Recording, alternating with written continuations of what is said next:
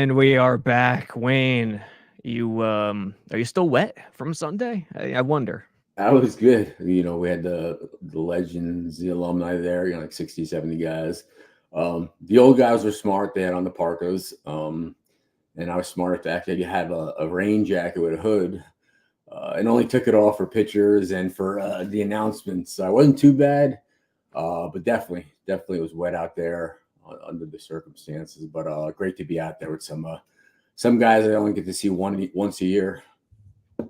Yeah, apologies to everyone. It was my fault that we were late tonight. My Mac updated to the most recent version, OS, whatever you want to call it. Yeah. And StreamYard didn't want to take my mic, so that was fun. But I guess coming off that defeat on Sunday, it's probably fitting, I would say, because I don't know how you thought about it, Wayne, but Rodgers didn't play well, obviously, but I think the only reason they had a chance was because of Rodgers' talent. Like, a lot of it was second, nothing primary was open. And they were hitting home with the blitz. And when have you ever seen Rodgers not tear up the blitz? So I really thought of it as a game planning problem. Yeah, you know what? I was watching the game, like really got a chance to watch it. I wasn't doing appearances. Right. Sitting with Amy and Al Toon and Bobby Jackson there. And Toon was there. Yeah. Nice. I've only seen him 2 or 3 times. I'll show you a picture. Nice. By the way, you're on Getty Images with I forget who it was. I'll find it. Yeah. So whatever the case, we're watching, and he kind of worked the pocket. You could see him like just backpedaling slowly to the rest, hitting guys, rolling enough. And me and him were just like, wow, he's so comfortable. He moves around at the right pace. He doesn't panic. So yeah, that was there, but just the play calling, when he got blitzed on that 4th down. I mean, you didn't even see it coming. And Breece didn't pick up anybody, which is a mystery. Breece didn't have a good game at all. He did not. But here you go real quick with the overreacting Jets fan. Mm-hmm. Hold on. You saw one already? I saw one. Oh, yeah. So Eagle Fang, we know he says stuff. Eagle Fang. Listen, we're going to talk about the Jets. Yeah, they didn't have a good game, all that. He says Breece Hall, in my opinion, was the worst player in the field for the Jets yesterday. I mean, I never seen anything that bad from a running back since Blair Thomas. Penn State Blair. All right. Dude, you're an asshole for saying that. I love him, man. Like, dude, since Blair Thomas, come on, man. Yeah. Breece Hall has one bad game, one half a game. The guy's the freaking rookie of the year pretty much if he didn't get hurt. Stop it. Stop it. Who you want to come back to run? Blair Thomas, It didn't work out. I feel bad, but Breece Hall is nothing like that. He had one bad game, and now we're talking about, that. So stop it, Eagle Fang. Yeah, I agree. Yeah, I mean, I understand the emotions, and hey, as JetX, as a company, we want those emotions, keep them coming, but we're going to go back and forth. Blair, come on now. Blair, no. Yeah. Terrible game. Terrible game for sure. Dude is a liability right now. Dude. In what regard? Expand upon that. I mean, every player I've ever played with, including myself, has had a game where people are like, you're trash. You're like, whatever. But Breece Hall is not that. So I just wanted to point that out since he's one of our biggest contributors. Yeah, he listen. His vision. He was antsy. He didn't hit the right holes. It was weird. It was a bad game. When they're down there on the goal line, just give it to Braylon 3 times, 4 times, and just smash it in there. They try to get too fancy. But situationally, I just think Braylon was the right guy for that situation down there inside the 5 at that point. I do too. And maybe I'll be hammering the coaching staff a little more than you. We'll see. But I haven't watched the film yet. There was a problem with our mobile app today, so I was dealing with that all day, unfortunately. Yeah. It again, primary reads. What does Rodgers do the best? He gets rid of the ball quickly, right? In this game, nothing was open. Nothing was easy in primary reads. And being at the game, watching it, Denver's coverage was aggressive. They were sitting on everything. And that makes sense when you're sending 5-6 guys. But in that situation, if they're doing it so often, and they did it a lot, especially in the 4th quarter, usually they're going to get torched over the top, and it just never happened. No, and then I was just waiting for it. Surtain was all over Garrett. Yes. Garrett won some battles. That's going to be a great matchup for the next decade. Yes, Them agreed. two, Garrett's going to make plays on him, and vice versa. Gary made his plays, but it was fun to watch them two play. Surtain, man, those motion going to he gets over there so fast. But yeah, it was a good battle. They both did well. Mike Williams drew that good penalty, but the back shoulder, like Lazard had to drop. The back shoulder toward him. Gibson didn't know what he was throwing. Lazard didn't know what was coming. And I don't blame that on Rodgers. I mean, they know about that. All right, so that didn't happen. But the penalties. Oh, the penalties are awful, dude. If you don't know Aaron Rodgers' snap count is so beneficial to the linemen, and they're messing that up, that's what they're blaming the coaching on. Is that what they're saying? It's the coaching's fault for all those things? I think, in my view, there's two things, and some fans go beyond. I'll be fair. Saleh has good qualities in terms of communication, understanding today's, what's the word? Today's player, the type of player they are.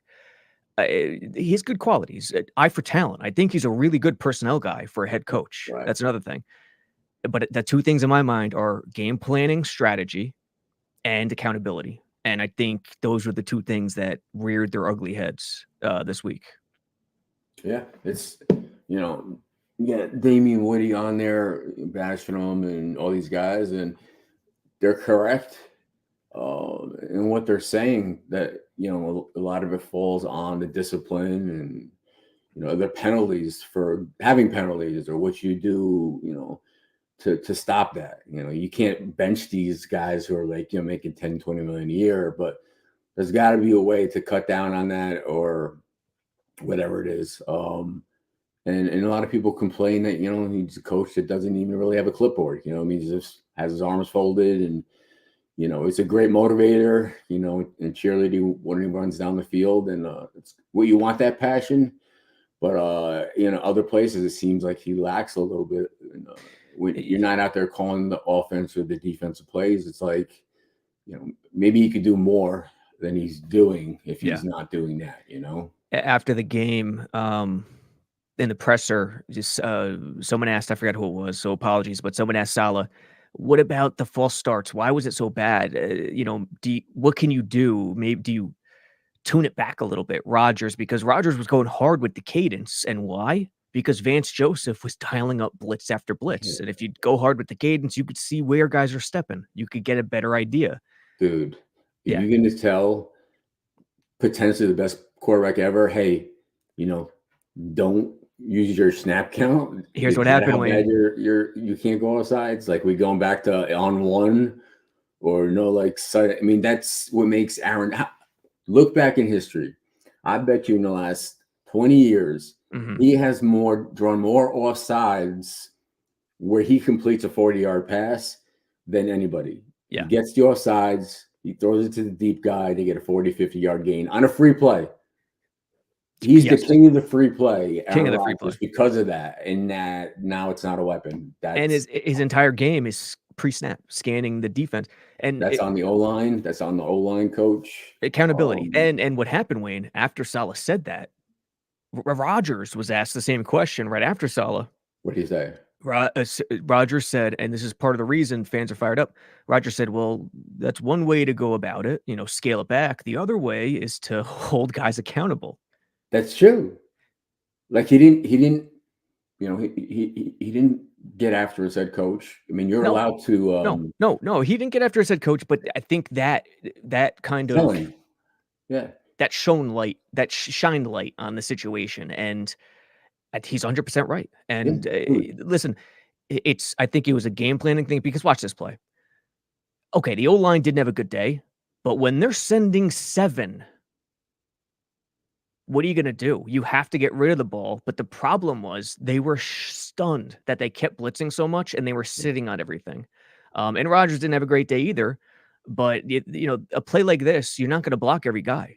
This repeatedly happened all day. Dude, he's naked on the hash here. You got one guy free of safety because the backs can't get out. Even when they're trying to get out, they're running into people or they got a block. So yeah, and here Olu. I mean, listen, it was a late This guy came late, but you'd rather take the inside guy if you're Olu. Yeah. But still, he came right away. But There's no one to throw to. You know what I mean? because why? These are Look at this quick break. routes. These are quick routes. These are like, little sit route, little hitch, little outs. I mean, these guys watch every DB. Their right foot is planted. Break. Right foot. They're breaking in his last step on Rodgers. That's the problem. Don't blame Rodgers.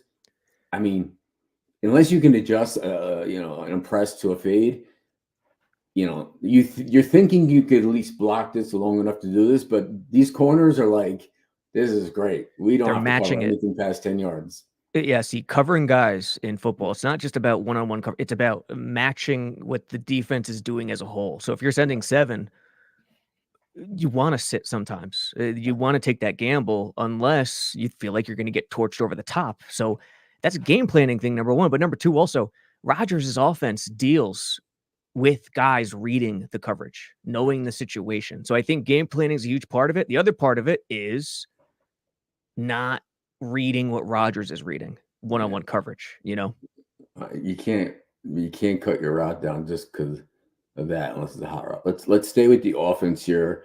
Dakota said Corley better than Gibson. I don't even see Corley in the field. I know Gibson. Yeah, it just hasn't. Look at my dog. It just hasn't worked out for Gibson right now. Is Corley getting like reps yet that are like meaningful? I know he had a catch. Was it in Tennessee? But I didn't see him much on the field yesterday. So that's a good question that you can answer more than I can. Yeah, honestly, I don't know what's going on there. Yeah, Romano's Gibson had no idea what he was doing. Like, he wasn't even looking. Like, the back shoulder throw is the biggest weapon for Rodgers and for guys. And usually Lazard does it right. He didn't look. Mike Williams got the big penalty. Gibson looks lost out there. Yeah, and the big catch by Mike Williams. That sideline catch was tremendous. We need to focus more on Mike Williams and Lazard, less Garrett. Hey, sometimes when he's going to be matched up like that. It's going to be tough, and there'll be an extra guy and the other guys. But Lazard, he impressed me the first 2, and then not. And he's dropping some easy passes. But if anybody should have that cohesion with Rodgers, it's him. Lazard. Yeah. And it hasn't showed in the last 2 games. So yeah, here's the first play of the final drive that led to the Zerline missed kick. Nothing new. Double A gap, mug, whatever you want to call it. Off, single high. All game, this is what they were doing. And in some plays, they had more traffic up front. Yeah. You got to be able to run against this look at times. And they do it here. They didn't here. I'm sorry. I saw Breece. So right to the flat, great drive starter. Tremendous. And he doesn't get the first down there, and they never get it. Doesn't you got to get that first down there, man. Got to get that first. I think maybe he was he got caught thinking about going out of bounds because of the time situation. But he'll learn from that. That's one of those where he'll learn from. Burrow, you can get the first and get out of bounds. You just put your left shoulder on their right shoulder, and you got to run start. It's not too much to ask. Yeah, we're gonna go to the final couple plays where it just looked awful, where they still sent pressure. That's the insane thing. Like, Rodgers usually cuts up pressure, and you can't do it every play, and they literally did. Yeah. Listen, if I'm getting my ass kicked, I'm doing all kind of crazy counts, quick count, silent count. Here we go again. Same look, basically. Instead of double A, they're showing edge, off, single high, empty. So we know it's going to be quick. Let's see what happens here. Blitz, crazy blitz, quick. Got to get that block. So here's the thing. Go back to the snap. Yeah. Back in like Vinny's days, mm-hmm. If this was happening often, Vinny would go up like he's checking, right? Go under center, goose Kevin like right in his butthole. Kevin would snap it immediately, run right up, right? You've seen it. And Vinny I remember him doing it. Vinny would be on Kevin's back, and basically just push forward for 7, 8, 9 yards. I remember. That's the way to close that gap. I mean, seriously, just go under, and seriously, you goose them, and they're down. Look at this. Look how wide they are. Just go up, and doesn't, it's not even a draw. You go up there, quick count. He's running to the safety. I mean, it's a way to combat it, maybe. And then you're under center more to squeeze them a little bit. There's little things like that you could do, and Vinny and Kevin had that. I think is that the Parcells effect too? The common sense. I think it just makes sense. Like, we have no run back there. Right. No one's going in the middle, so shit. You got three guys that could block for an Aaron, and Aaron's a lot faster than Vinny. Right. Yeah. And I mean, hey, you know what? We're 15 minutes in. We understand what the offense did and what they didn't accomplish in the goal. Let's get to the defense, because they gashed us in the running game. Like, even when we knew they were going to run. This is the thing. This is tough, man. This is tough to watch, because they're being exposed, week after week. And then the one game is great, but it's just they're not getting a lot of points, but the yards in bunches, Yes. And this is a point I made to a bunch of fans on Twitter while it was going on. I understand it. Hey, defense played great. What are you talking about? They give up 10 points. You should win in that situation. On its face, yes, but you got to understand the game flow in this game. Bo Nix missed a lot of opportunities early in the game. And then once Sean Payton realized, and he said, "Oh shoot, my DC is shutting down Rodgers. He's doing a great job." What's Payton gonna do? He's gonna shorten the game. Yeah, he's gonna run the clock down and try to shorten the game, and that's what he did. And if Bo Nix can't pass it, and you're not afraid of it, you can't give up this drive with this run, because Payton took his foot off the gas. So it's not 10 points in a game; it's 10 points in a game where Payton didn't even try. I'm curious how many plays were in this game compared to last game. Like, how many total plays for offense versus this game was, like you said, it was field position, a lot of punts. Another thing is, people are like, Steve Emdy says Zach Wilson's fault. Funny. People are like, he was in the building. Zach Wilson, it's just, so satisfied, Zach Wilson, the revenge. Dude, that dude was bundled up with a jacket on with no sleeves. He had his arms in there. He was warm. He didn't do shit. All right, I like Zach, but he didn't do shit. This isn't Zach Wilson's revenge. No. It wasn't a Bo Nix coming out party. It was a tough fought game. We could talk about offense, defense, fine. We should win a game like this. And then certainly making that field goal at the end. I know they missed one too, but I fully expected that, Greg the Leg was going to make that. I did too. He what we could always count on last year. Him and Moore said with his punting. I was shocked that he missed it. And I think everybody else in the stands was shocked too. I was shocked. Even though it was crap up to that point, the fans got alive for that last drive. You were in the building. You heard it. But there was no wind. We were looking. Yeah. I was with Sylvester. He used to, was a punter for us. There was no wind. Those orange things were flat. It wasn't gusting. It was a good snap. He just missed it bad. I was like, I thought maybe I got tipped, but that hits, and we're pretty much not having the conversation we're having. We're talking about what might have happened with the plays and being happy that it didn't kill us. But in the end, all three phases kind of attributed to the loss. It did. And the coaching too. Yeah. I mean, this is the first play of the game-winning drive, for lack of a better word, where they got the field goal. So it was 9-7. Yeah. How do you give this? I mean, a misdirection play. And Peyton, I mean, he knows what you do against this run defense is misdirection, counter, power, draws, anything that's slow developing, because the Jets love to attack gaps. I think just Quincy here just overran it a bit. I just think he overran it. He's got to fill. He's got to fill more square. 55's got, dude. Quincy right here. And Surratt. Yeah, what does Surratt do? They're both keeping outside shoulder, and Yeah. This is ugly, dude. I mean, listen, What's 36? Who's 36? He don't see that coming? Clark. So they Yeah. did have a safety in the box, which they Yeah. better based He's on fast enough to get over there. he should be able to. Quincy picked the wrong hole. That's fine.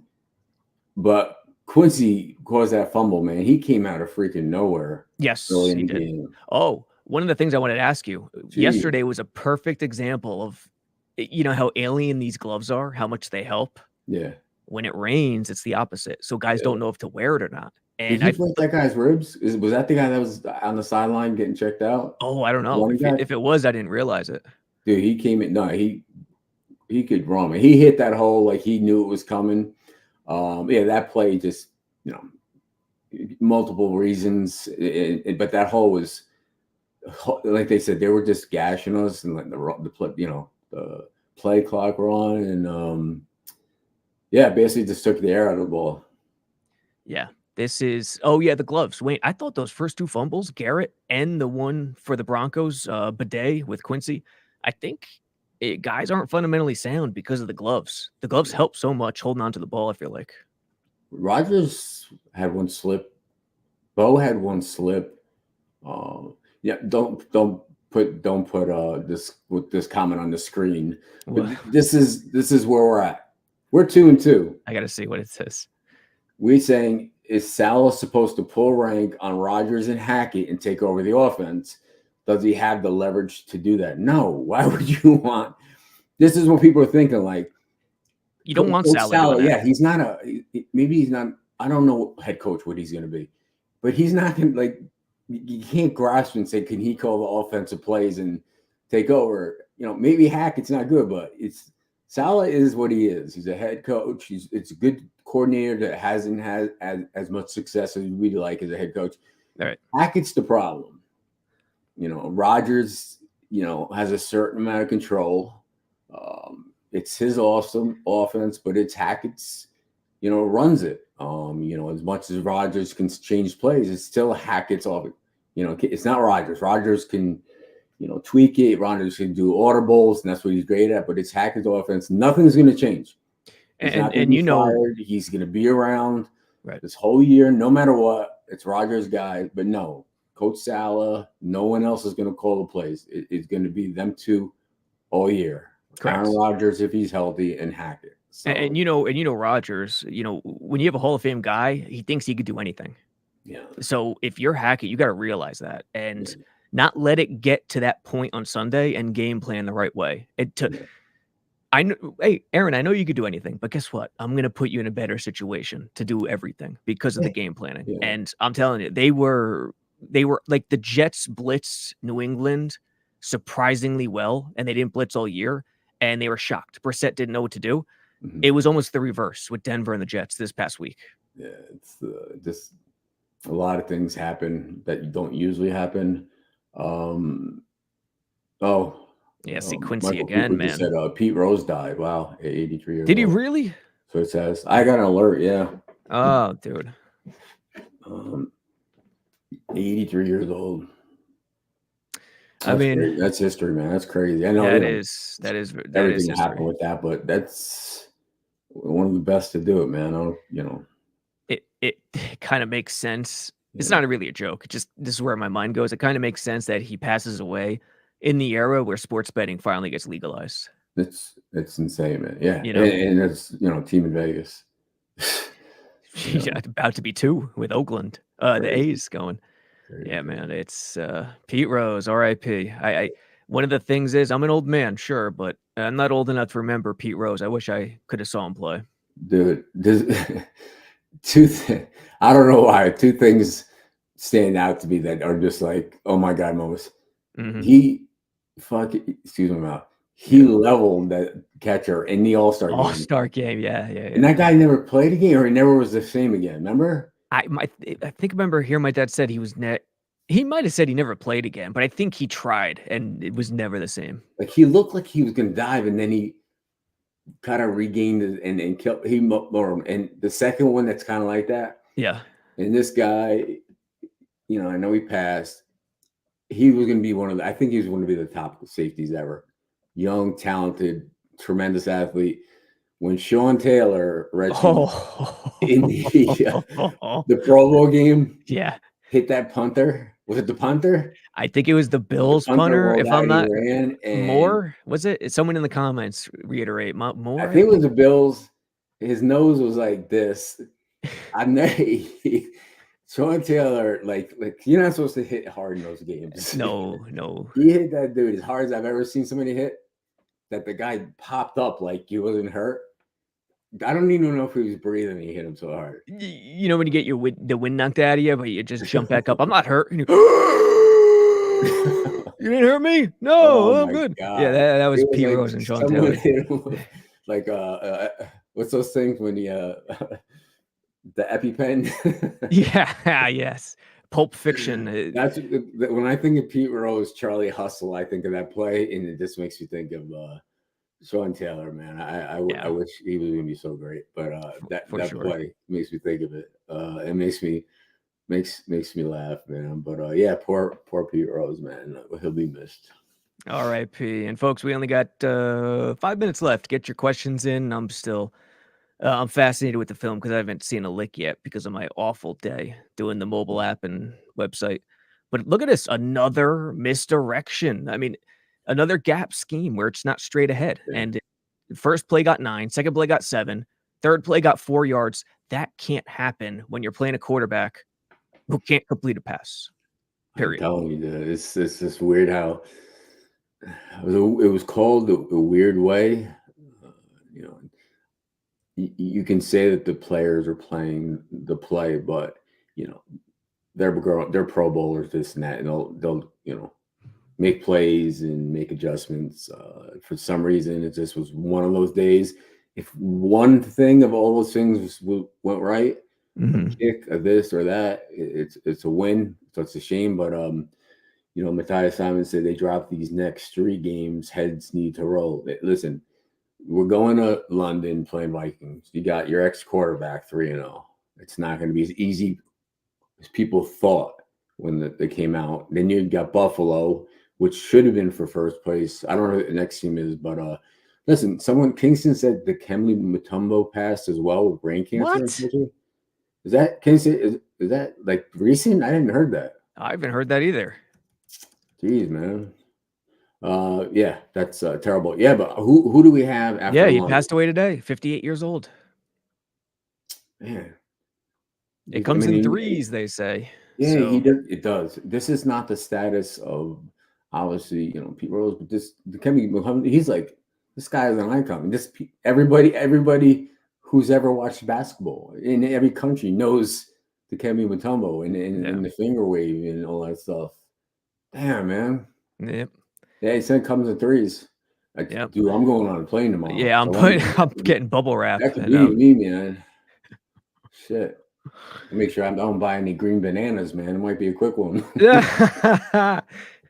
All right, let's end it on this play because this. You end it on that, dude. This has me disgusted. This one. Yeah. What is Quincy and Sherwood doing? Okay, from the start here, strong left. Okay. He's pointing at Quincy's. He's pointing at Quincy something. Watch what happens. So 3 tech, 2i, regular over. Clark comes down.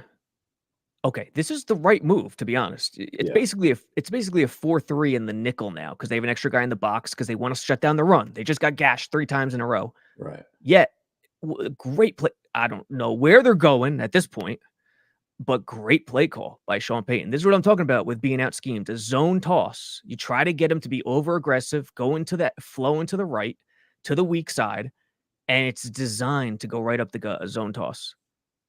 And there's just no one there. Listen, great play call. I'm not sure what 44 saw. I don't know what made Where's him Quincy think. Going? What are these guys doing? These two. Yeah. These are 2 of the linebackers. They're going to the same hole, which makes no sense because that's Sherwood's.